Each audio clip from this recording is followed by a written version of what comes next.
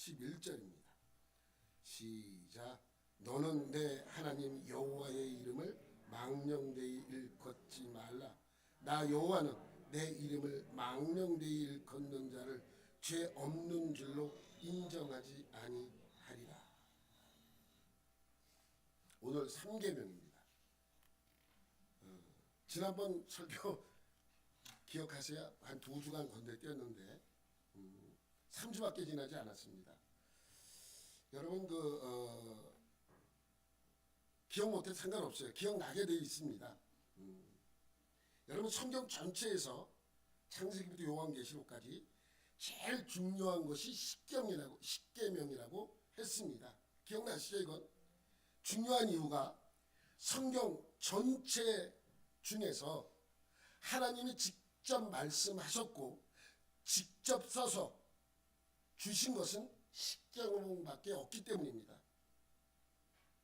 그러므로 십계명에는 우리가 믿는 하나님의 존재에 대한 설명이 아주 잘 돼 있고 그 하나님을 어떻게 믿어야 하는지 또 믿는 우리가 이 땅에서 지켜야 할 것이 무엇인지 가장 기본적인 것들이 기록되어 있습니다. 1계명은 뭐라고요? 나 외에는 다른 신들을 내게 두지 말지니라 입니다. 나 외에는 기억나시죠? 나 외에는 이라고 번역된 이 말씀은 히브리어로 알파나이라고 했습니다. 나 외에는 이라고 하신 이 말씀은 원래의 뜻은 내 얼굴 앞에 라는 뜻입니다. 하나님의 얼굴 앞에. 하나님의 얼굴과 우리의 얼굴 사이에 아무것도 있으면 안 됩니다. 이것이 하나님이 원하시는 말씀이죠. 그래서 나 외에 다른 신들을 섬기지 말라가 아니에요. 나 외에 다른 신을 내게 두지 말지니라. 섬기지 말라는 정도가 아니라 두지 말라예요. 쳐다보지도 말라는 거예요. 하나님은 하나님과 우리 사이에 어떤 것도 있기를 원하지 않으십니다. 이것이 바로 우리의 신앙의 시작입니다. 우리의 신앙은 1계명을 지키는 데서부터 시작이 되는 것이죠. 그러니까 우리 신앙도 그렇고 십계명도 그렇고 1계명을 지키지 않으면 아무 소용이 없는 거예요. 1계명을 지키지 않으면 다른 9계명이 아무 소용이 없는 거예요. 그래서 1계명을 주신 이유는 하나님만을 바라보라는 그러한 의미입니다. 2계명은 뭐예요? 우상을 만들지 말라. 어떤 뜻입니까? 크게 두 가지가 있다 그랬어요. 하나는 무엇을 만들어 놓고 섬기지 말라는 것입니다. 부처 상을 만들어 놓고 바알신을 만들어 놓고 아세라 신을 만들어 놓고 밀곰이라는 신을 만들어 놓고 뭘 만들어 놔서 섬기지 말라는 것입니다. 이것뿐만이 아니에요. 오래된 나무, 이상하게 생긴 돌, 이런 거 어떠한 형상으로 된 것을 섬기지 말라는 것이죠. 이것이 바로 첫 번째 하나님이 주시는 이유고, 둘째는 하나님을 어떠한 형상으로 만들지 말라는 것입니다. 어떠한 형상으로도. 그 예가 금송아지 사건 아니에요. 금송아지는 금송아지를 만들어서 섬기는 것이 아니라 하나님을 만들어서 섬긴 거예요. 하나님으로 만들어 놓은 것이 금송아지라는 거예요. 그래서 그냥 우상을 만들지 말라가 아니고 너는 자기를 위하여 새긴 우상을 만들지 말라요. 너는 너 자신을 위하여 뭐를 만들지 말라는 것입니다. 우상을 자기를 위해 무엇으로 만든다는 것은 하나님이 원하시는 방식이 아니죠. 내가 재물이 필요하면 재물신을 섬겨. 내가 건강이 필요하면 건강을 주는 신을 섬겨요. 우리 자녀가 공부를 못해. 그래서 지혜를 달라고 기도할 때는 지혜의 신에게 기도를 합니다. 그러지 말라는 거예요. 그러니까 무엇을 만들어 놓고 내가 필요한 것을 선택하는 거예요. 재물신을 선택할지 지혜의 신을 선택할지 건강의 신을 선택할지 누가 선택을 해요? 내가 선택을 해서 내가 믿는 거예요. 이게 아주 중요한 것입니다. 이 계명이 진짜 의미는 하나님과 우리 사람의 관계를 말씀하고 있는 것입니다. 하나님과 나와의 관계.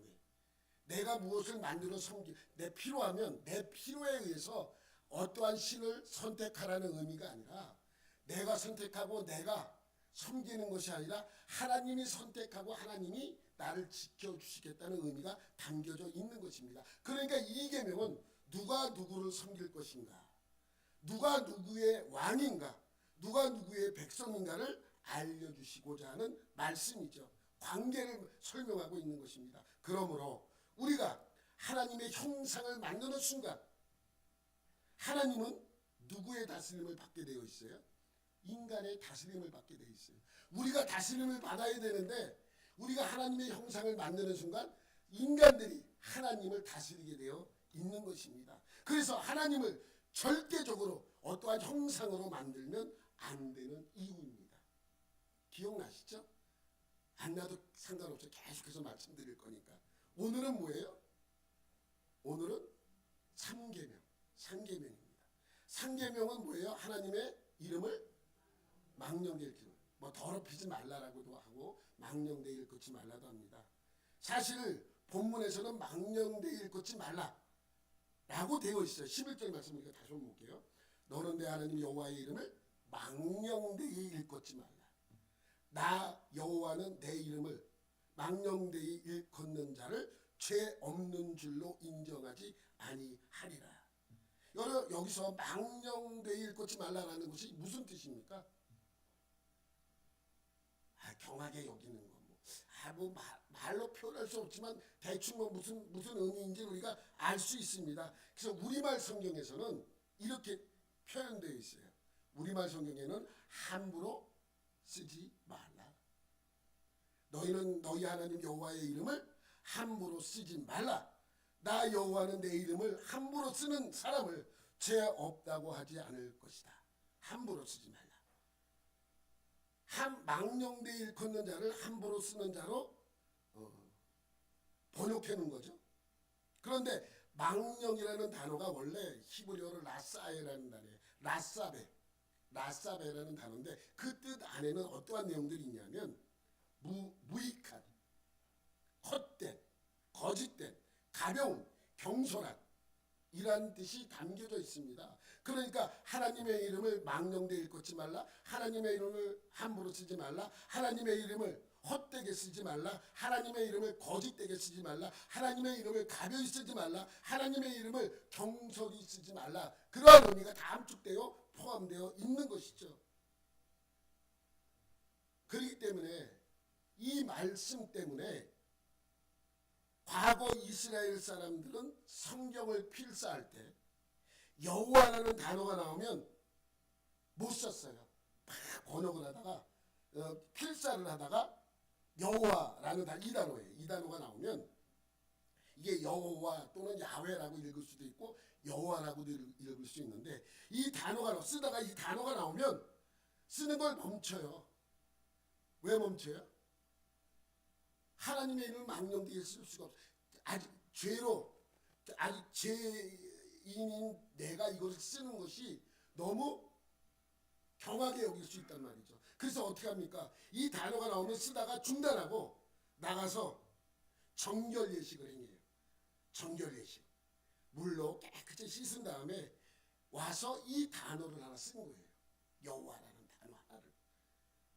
근데 여러분 성경에 여호와라는 단어가 얼마나 많이 나옵니까? 특히 구약 성경에 많이 나오잖아요. 구약 성경에 엄청나게 나오잖아요. 여러분 이 성경 하나 필사하기 위해서 한 사람이 얼마나 많은 정결 예식을 행했겠습니까? 1절에 나오고도 2절에 나오고 3절에 나오면 1절 쓰고 나가서 정결 예식을 하고 2절 쓰고 나가서 정결. 여러분 이건 그냥 쓰여진 게 아니에요. 한자 한자 틀리지 않기 위해서 최선을 다해서 쓴 것입니다. 왜? 함부로 여길 수 있기 때문에, 망령되이 읽을 수 있기 때문에, 함부로 쓸 수 있기 때문에 그렇게 쓴 거죠. 그런데 여호와라는 단어가 나오면 함부로 읽지도 못했어요. 여호와 지금은 마음껏 읽고 쓰지만 그 당시에 이때는 함부로 말하지도 못해요. 그러니까 이 단어가 나오면 어떻게 읽어요? 넘겨봐. 아도나이 이렇게 해서 아도나이. 아니 여호와라는 단어가 나오면 여호와라는 단어 이렇게 해서 넘겨보세요. 여호와라는 단어가 나오면 여호와라고 쓰고 뭐라고 읽냐면 아도나이라고 읽는 거예요. 아도나이의 뜻이 뭔지 아세요? 주님이라는 뜻이에요. 주님. 그러니까 여호와라는 단어가 나오면 여호와라는 단어를 쓰고 읽을 때는 주님이라고 읽어요. 주님. 왜? 함부로 읽을 수 없기 때문에. 그래서 여호와라는 단어를 쓸 때는 여호와라고 쓰고 쓸 때는 여호와라고 쓰고 읽을 때는 주님이라고 읽는 거예요. 왜냐하면 이 계명의 말씀처럼 하나님의 이름을 함부로 쓰거나 말하지 않기 위해서입니다. 여러분 우리 문화에서도 우리 유교 문화잖아요. 유교 문화. 그래서 우리 유교 문화는 조상을 섬겨요. 조상을. 그래서 조상의 이름 아버지나 할아버지나 증조할아버지의 이름들을 함부로 말하지 않았어요. 그래서 누가 너 아버지의 이름이 뭐냐 부친의 이름이 뭐냐 물어보면 어떻게 대답을 해요? 성은 그냥 써도 돼요. 손치성에 기자 성자를 쓰십니다. 이렇게 한 거예요. 왜? 기성이라는 말을 내가 아들된 입장에서 아버지의 이름을 그렇게 함부로 말할 수 없기 때문에 따로 떨어져서 기자 성자입니다 라고 얘기했던 것이 우리 유교 문화에도 있지 않습니까? 왜? 예의를 지키기 위하여. 예의. 조상에 대한 예의. 아버지에 대한 예의를 지키기 위하여 그렇게 썼습니다. 비슷한 의미가 담겨져 있어요. 비슷한 의미. 이 계명은 함부로 쓰고 함부로 불리는 것을 금지한다고 말씀했기 때문에. 그런데 문자로는 그렇게 금지한 것이지만 사실은 함부로 쓰고 불리는 것을 금지하는 것일까요? 이 내용 안에는 많은 의미가 담겨져 있습니다. 여러분 여기서 대부분의 목사님들은 상계명을 설교할 때 뭐 설교하시는 줄 아세요? 그분들을 비하하기 위해서 말씀드리는 건 아닙니다. 잘못 알고 있기 때문입니다. 뭐냐면 하나님의 이름을 망령되이 일컫지 말라라고 할 때 하나님의 이름이 무엇인가에 대한 나열을 합니다. 그래서 무슨 설교를 해요? 엘로힘에 대해서 설교합니다. 또 엘샤다이 전능하신 하나님에 대해서 설교합니다. 엘로이 감찰하시는 하나님에 대해서 설교합니다. 여호와 이레에 대해서 설교합니다. 여호와 니시, 여호와 샬롬, 여호와 샴마, 여호와 라파 이러한 이름을 나열하여 설교합니다. 사실 이것은 하나님의 이름이 아니에요. 언제 하나님의 이름이라고 이걸 말씀하셨습니까? 이것은 하나님의 속성이에요. 속성. 치료하시는 하나님. 여호와는 깃발이시라. 하나님의 속성에 대해서 말씀하신 것이지 하나님의 이름이 이것이 절대로 아닙니다. 하나님의 이름 좁으면 이러한 것이 쭉 나열되어 있어요. 하나님의 이름은 뭐예요? 하나밖에 없어요. 여호와. 하나님이 알려주신 이름. 여호와. 그러니까 상계명은 하나님의 이름에 대한 속성에 관한 말씀이 아니에요. 이것을 풀고 있으면 수지 갈보리 교회의 성도들이 아니죠. 한 단계 높게. 뭡니까? 상계명은 하나님의 속성을 함부로 말하지 말고 쓰지 말라는 말씀이 아닙니다. 그리고 하나님의 속성이나 그런 이름들을 알리기 위해 주신 계명도 아닙니다. 상계명은 하나님의 이름은 무엇인가를 정확하게 알기를 원해서 주시는 말씀이죠. 하나님의 이름, 상계명에서 말하는 하나님의 이름은 무엇입니까? 뭘 설명하고자 했던 것입니까? 하나님의 존재 자체예요. 이름만이 아니고 그 존재 자체. 여러분 신명기 12장 5절에 보면 이런 말씀이 있습니다. 시작. 오직 너희의 하나님 여호와께서 자기의 이름을 두시려고 너희 모든 지파 중에서 택하신 곳인 그 계실 곳으로 찾아 나아가서. 그 계실 곳이 어디예요? 어디에 하나님의 이름을 뒀대요? 요걸로는 좀, 요거 약간, 그러면 11절 다시 한번 볼게요. 11절 시작. 너희는 너희의 하나님 여호와께서 자기 이름을 두시려고 택하실 그곳으로 내가 명령하는 것을 모두 가지고 갈지니 곧 너희의 번제와 너희의 희생과 너희의 11조와 너희 손의 거제와 너희가 여호와께서 원하시는 모든 아름다운 성물을 가져. 어디에요? 어디? 성막이죠. 성막에 뭘 두신대요? 여호와의 이름을 두신대요. 하나님의 이름을 거기에 두신다고 말씀하고 있습니다. 그죠? 왜? 예물을 가지고 갈 곳, 번제를 드리는 곳, 이러한 곳이 바로 성전, 성막이기 때문에 그렇습니다. 그 성전에, 성막에 무엇을 두신다고요? 하나님의 이름을 두신다고 말씀했기 때문입니다. 그러니까 이들은 하나님의 이름이 계신 그곳에 가서 제사를 드리고 헌물하고 하나님이 원하시는 모든 기도를 그곳에서 드립니다. 그러니까 성막은 무엇을 두시려고 만든 것입니까? 하나님의 이름입니다. 그런데 성소, 지성소, 성막의 뜰 어디에도 하나님의 이름이 적힌 곳이 있습니까? 적으라고 말씀한 적이 있습니까? 없어요. 하나님의 이름을 적어서 거기다 두라 라고 말씀하신 적이 없어요. 어디에도 하나님의 이름이 그곳에 적혀 있지 않습니다. 그러니까 여기서 하나님의 이름이라고 표현된 이 표현은 하나님의 존재 그 자체를 의미합니다. 이게 잘 이해를 하셔야 됩니다.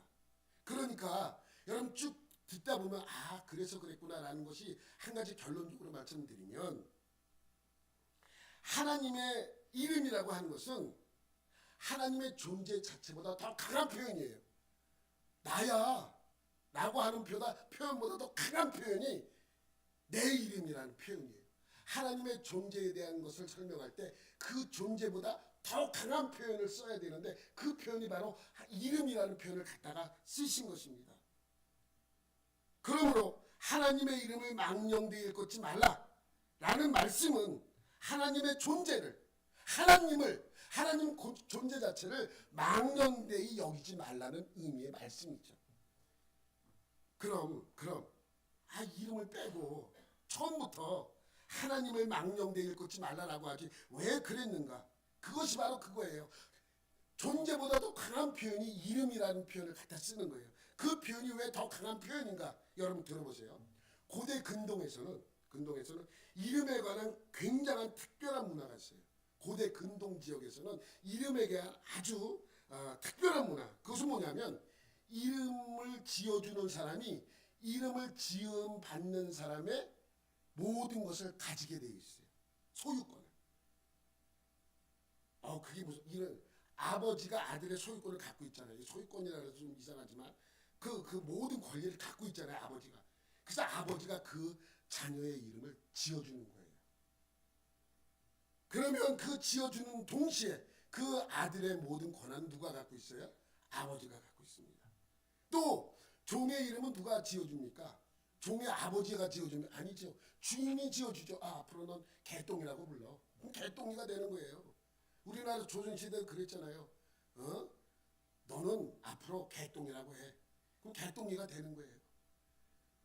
그렇게 주인이 이름을 지어줬다는 것은 그 종의 소유가 누구에게 있다는 거예요? 그 주인에게, 이름을 지어준 사람에게 있다는 그러한 의미인 것입니다. 그 사람이 이름을 지어주는 순간 그 이름을 지음받는 사람의 이름을 지어주는 사람에게 속해버립니다. 새 주인을 만나면, 내 이름이 개똥이었는데 새 주인이 바뀌었어요. 그 주인이 너 개똥이 뭐냐? 넌 앞으로 삼룡이라고 해. 그럼 삼룡이가 되는 거예요. 그 주인의 소유권에 따라서 이 사람의 이름이 그 소유권을 가지고 있는 사람에 의해서 이름이 바뀔 수 있다는 것이죠. 그것이 바로 고대 근동의 이름에 관한 특별한 문화입니다. 그래서 그 주인이 모든 그 사람의 소유권을 갖고 있고 그 권리를 행사할 수 있는 거예요. 성경에도 나와요. 여러분, 하나님께서 아브라함의 이름을 뭘로 바꿔줍니까? 아브라함으로 바꿔줍니다. 왜 뜬금없이 왜 이름을 왜 바꿔? 그냥 이름 평생 쓴 건데. 그렇게 생각할 수 있잖아요. 근데 이름을 바꿔주는 이유가 그런 문화가 있기 때문입니다.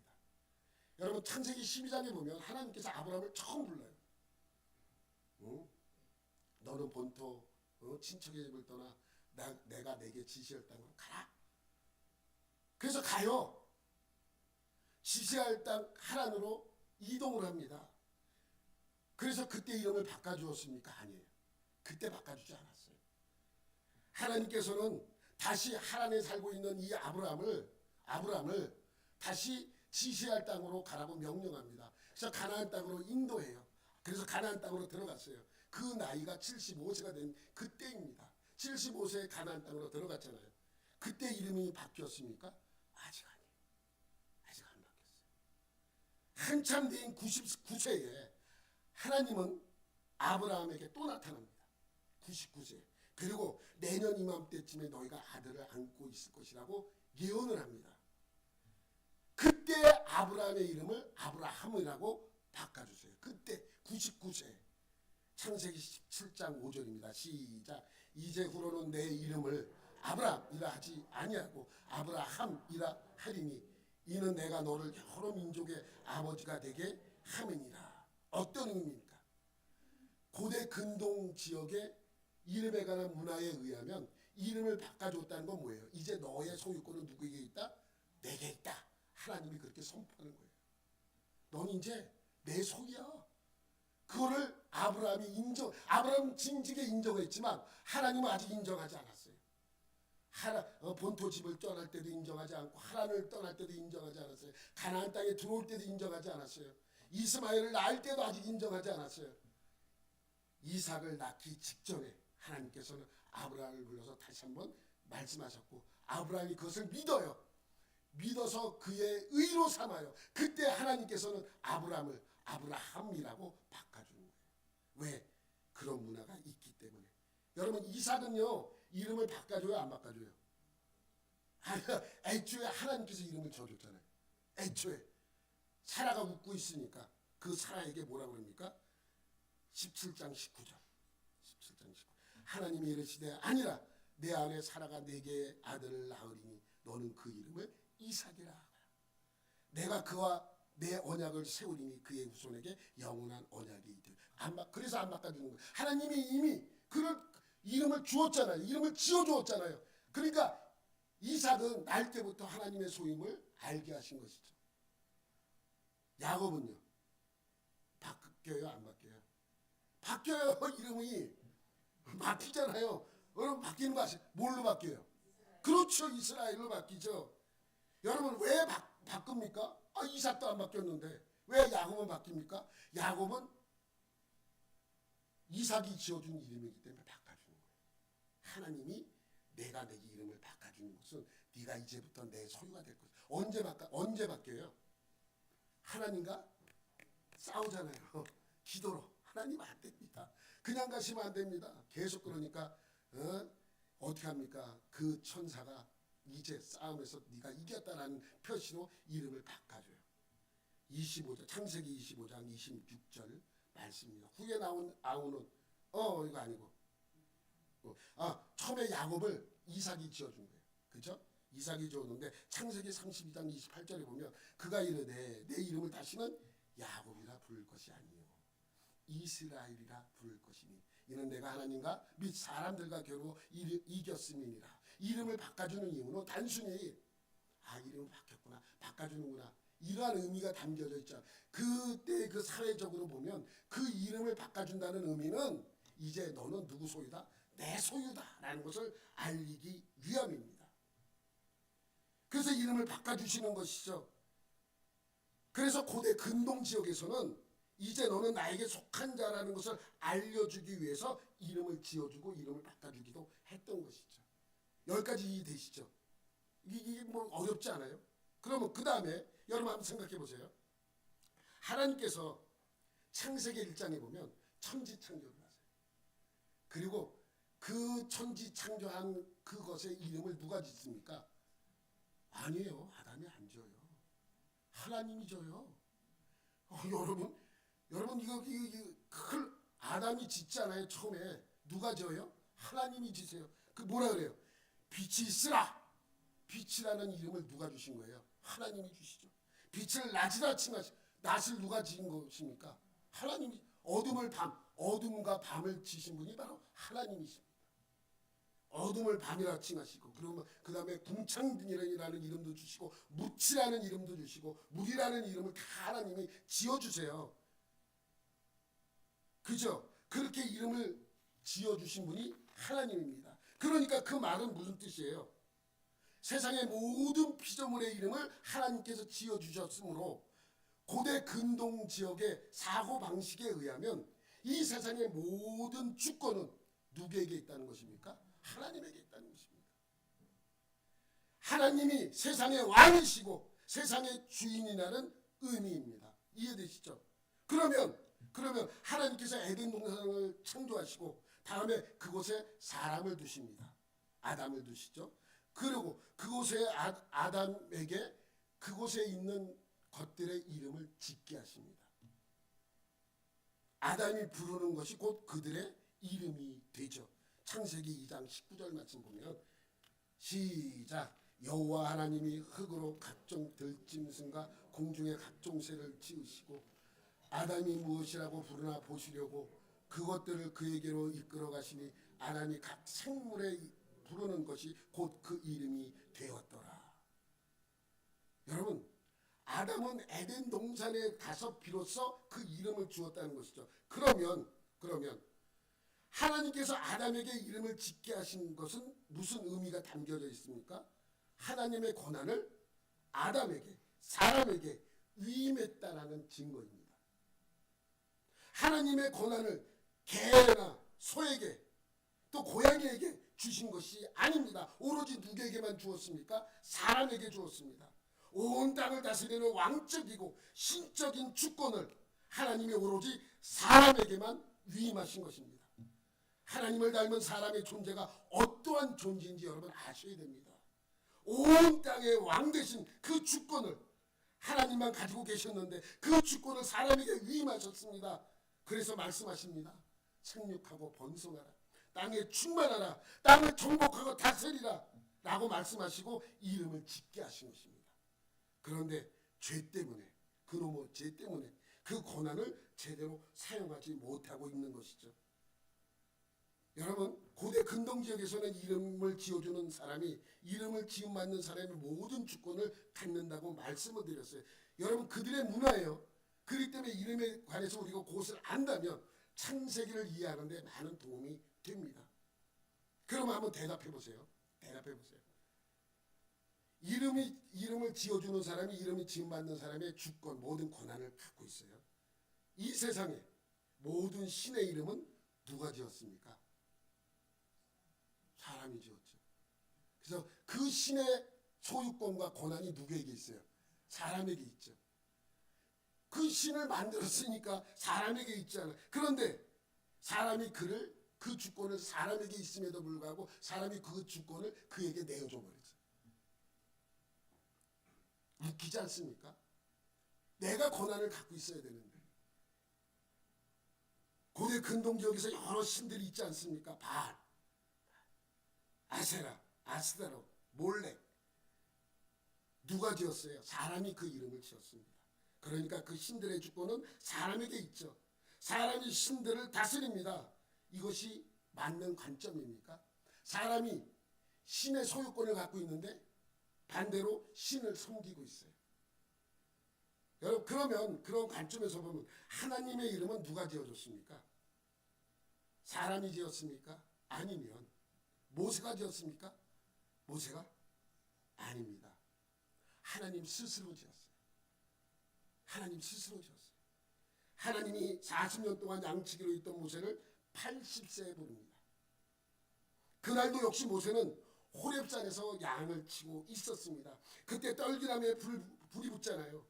그런데 신기하게도 나무에 불이 붙었음에도 불구하고 나무가 타지 않는 거예요. 모세는 나무에 가까이 가봅니다. 이상하다. 왜 나무가 타지 않지? 불 붙었는데. 그때 나무에서 음성이 들리죠. 뭐라고 들려요? 음성이. 모세야 모세야 모세야 모세야 이렇게 크게 불렀는지 속삭이듯이 모세야 모세야 불렀는지 모르겠어요. 그냥 모세야 모세야 이렇게 부릅니다. 그때 모세가 깜짝 놀라서 내가 여기 있습니다 라고 답을 하죠. 그랬더니 하나님께서 말씀하십니다. 가까이 오지 마. 네가 선 곳은 거룩한 땅이니 네 발에서 신을 벗어. 그래서 벗습니다. 그러면서 또한 말씀하십니다. 나는 너의 조상의 하나님 아브라함과 이삭과 야곱의 하나님이다. 그 모세가 두려워서 얼굴을 들지 못하고 숨깁니다. 그때 하나님께서 모세를 부른 이유를 설명해요. 이스라엘 백성들이 애굽 땅에서 노예로 있는 그 고통을 내가 안다. 그들의 기도를 들었다. 그래서 그들을 그곳에서 이끌어내어 젖과 꿀이 흐르는 가나안 땅으로 데려갈 것이라고 말씀하십니다. 그런데 내가 너를 앞장 세워서 이끌어낼 것이라고 하십니다. 그때 모세가 물어요. 뭐라고 묻습니까? 3장 13절 출애굽기 3장 13절 시작. 모세가 하나님께 아뢰되 내가 이스라엘 자손에게 가서 이르기를 너희의 조상의 하나님이 나를 너희에게 보내셨다 하며 그들이 내게 묻기를 그의 이름이 무엇이냐 하리니 내가 무엇이라고 그들에게 무슨 뜻인지 아시겠죠?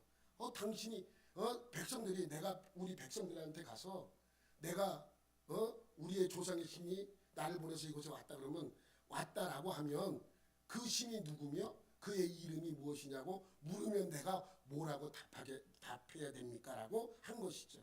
그런데 이 질문은 중요한 의미가 담겨져 있어요. 하나님의 존재 자체를 물어보는 거예요. 단순히 이름만 물어본 것이 아니라 여기 이름만 물어보는 것 같죠. 그 하나님이 누구인지 그 존재에 대해서 물어보고 있는 것이죠. 그랬더니 뭐라 그래요? 야 모세야 넌 나를 뭐라고 부르고 싶냐? 그럼 네가 한번 얘기해봐 라고 하지 않으세요. 뭐라고 합니까? 스스로 답하십니다. 스스로 말하십니다. 근데 그 말씀하시는 것이 존재에 대해서 말씀하세요. 존재, 그 존재 자체. 그러니까 이름을 표현하면서 그 존재 자체를 설명하고 있어요. 3장 14절 15절입니다. 하나님이 모세에게 이르시되 나는 스스로 있는 자라. 또 이르시되 너는 이스라엘 자손에게 이같이 이르라. 스스로 있는 자가 나를 너희에게 보내셨다 하라. 하나님이 또 모세에게 이르시되 너는 이스라엘 자손에게 이같이 이르기를 너희 조상의 하나님 여호와 곧 아브라함의 하나님 이삭의 하나님 야곱의 하나님께서 나를 너에게 보내셨다 하라. 이는 나의 영원한 이름이요 대대로 기억할 나의 칭호니라. 이름이 여호와예요. 스스로 있는 자야. 예? 여러분 지난번에 여호와라는 이름 자체는 여러분 이렇게 쓰죠. 이렇게 여호와라는 말을 아까 봤지. 여호와라는 말이 이렇게 씁니다. 여호와라는 단어가 나오면 이렇게 쓰고 읽기는 아도나이라고 읽는다고 말씀드렸어요. 그런데 스스로 읽는 자 지난번에 설교했던 거 기억나요? 예? 에예허 아셀 에예허 나는 스스로 있는 자. 이게 문법적으로 맞는 단어가 아니에요. 여러분 이거는 우리 개역 성경에는 나는 스스로 있는 자라고 번역을 했지만 우리말 성경인가 새번역에는 뭐라고 번역했냐면 나는 곧 나다라고 번역해놨어요.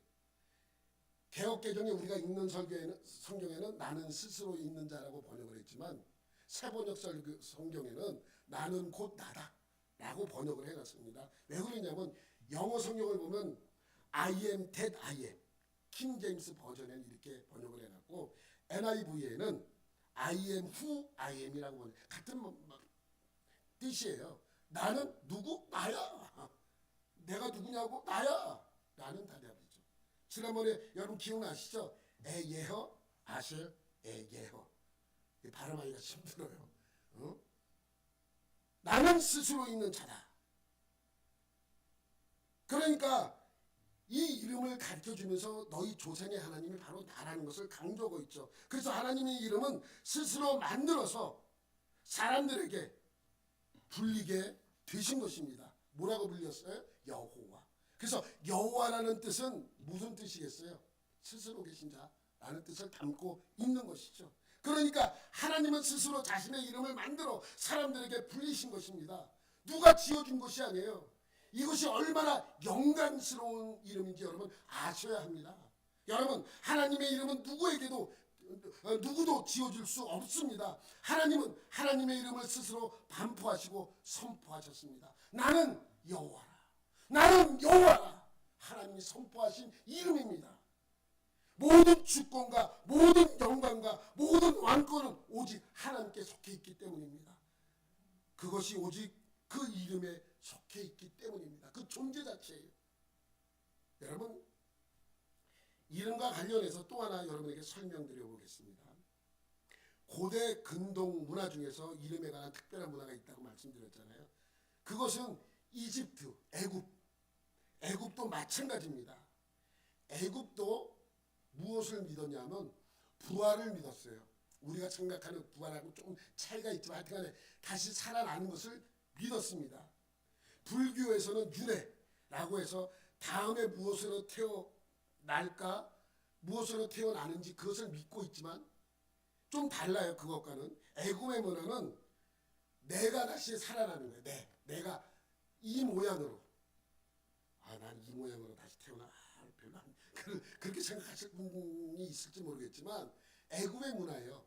애굽은 지금 이 모양, 이 상태로 다시 부활하는, 다시 살아나는 그 난다는 것을 믿고 있는 문화가 그 안에 있었습니다.